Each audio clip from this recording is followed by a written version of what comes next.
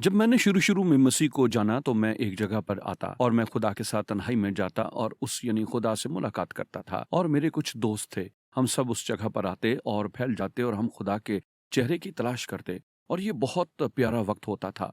और जब हम उस जगह पर होते और जो कुछ हम करते थे उसका एक बड़ा हिस्सा था, हम किताब मुक़द्दस को खोलते और हम बाइबल मुक़द्दस को पढ़ते थे। मैं ज़ाती तौर पर पढ़ता और मेरे दोस्त अपनी-अपनी जगह पर ज़ाती तौर पर पढ़ते। और फिर हम इकट्ठे हो जाते और जो कुछ हमने पढ़ा था उसे एक दूसरे से बांटते और ये भी बताते कि कैसे इससे हमें मदद और रहनुमाई मिलती है।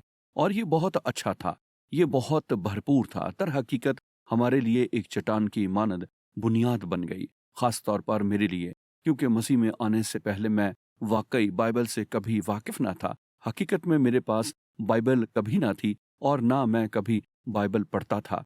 और जो कुछ मुझे मालूम हुआ वो वही था जो ज़बूर नवीस ने ज़बूर 119 में कहा है। उसने कहा है कि उस यानी खुदा का कलाम, उसकी बातें उसके मुंह को शहद से भी मीठी मालूम होती हैं। और ना सिर्फ ये बल्कि वो कहता है खुदावंद का कलाम उसके कदमों के लिए चिराग और उसकी राह के लिए रोशनी है। और बस खुदा का कलाम मेरे लिए चिराग और रोशनी बन गया। वो मेरे लिए रोज़मर्रा की वो रोटी बन गया जिसमें से मैं लेना चाहता था। मैंने 50 साल से ज़्यादा अरसे में खुदा को अपने कलाम के ज़रिए से अपनी ज़िंदगी में काम करते देखा है।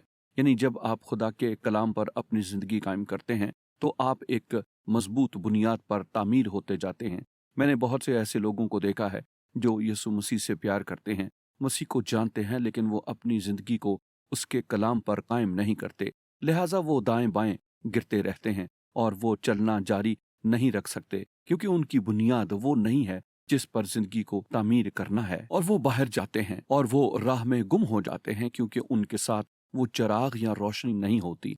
ये आपके और मेरे लिए बहुत ज़रूरी है कि पाक कलाम को अपने दिल में लें और उसे जज्ब होने दें। हम इसमें से हर रोज़ उस मिठास को चखें जो खुदा आपसे चाहता है। और फिर आप दिन भर चलते हैं तो उसको अपने पाँव के लिए चिराग और राह के लिए रोशनी बनने दें। खुदा के कलाम को मौका दें कि वो आपको राह दिखाए। दुआ करें और कहें खुदावंद मेरी रहनुमाई कर। और वैसे जब आप कलाम पढ़ते हैं तो आपको ये दुआ करने की ज़रूरत है, ऐ खुदावंद इसे मेरी ज़िंदगी की हकीकत बना दे। उससे कहें वो उसे आपकी ज़िंदगी में एक हकीकत बना दे। खुदा के कलाम को अंदर लें, कलाम को पढ़ें, कलाम पर गौर व फिक्र करें, लेकिन सबसे बढ़कर कलाम की फर्मा बरदारी करें। आज खुदा को अपनी ज़िंदगी में आप ले सकते हैं।